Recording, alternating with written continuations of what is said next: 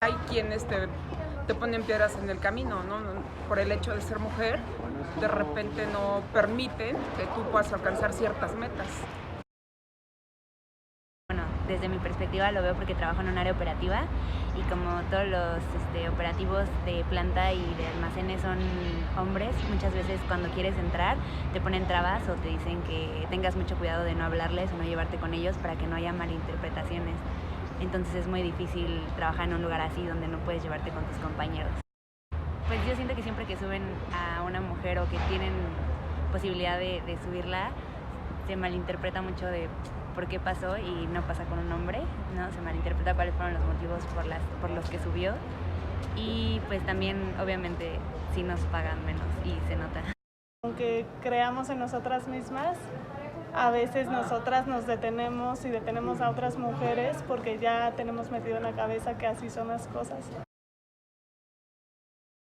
Interviews were conducted to women leaders in the academic field to know their position regarding what they believe are the obstacles to reach their goals in their professional life. Each one was asked 7 questions, and what you will see next were the most important findings.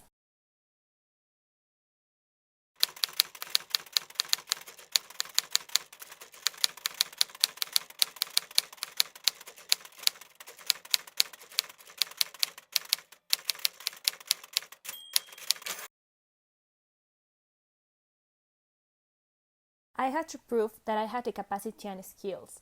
There was no question about my degrees or capacity, only if I could deal as a woman with the pressure. In the Chamber of Deputies in Mexico, there was a man who used to call me Bebé. During my PhD experience, when asked about my opinion in a political matter, my opinion was catalogued as shallow, because it rested on behavioral traits.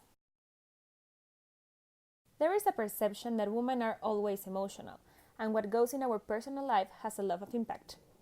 Once in Anecoa, someone said that it was obvious that I lacked a husband.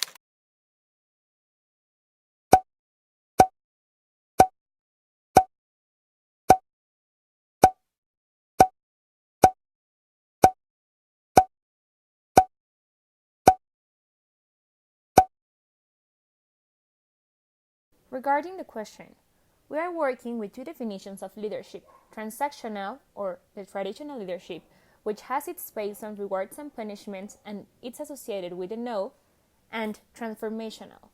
This not only seeks personal gain, but generates positive change in followers. In your experience, which one is the most prevalent in the academic setting and in what circumstances?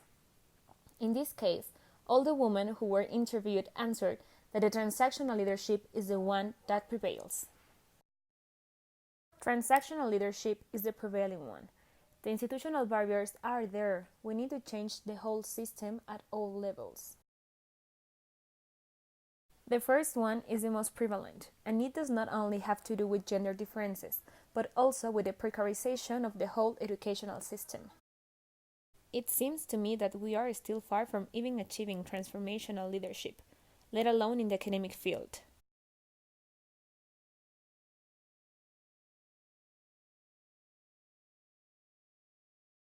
Be the best in the field. Get your studies. Identify a role model. Women, open the path for other women too. Men, fight for equality. Same advice. Do what you love. Don't let others take you down. Women, stop second guessing. Men, be aware of your flaws.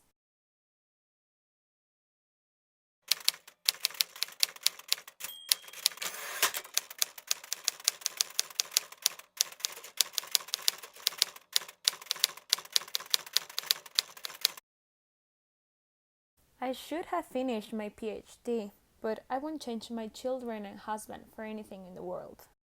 See other women as allies, not as a competition. I would have invested more time in my education.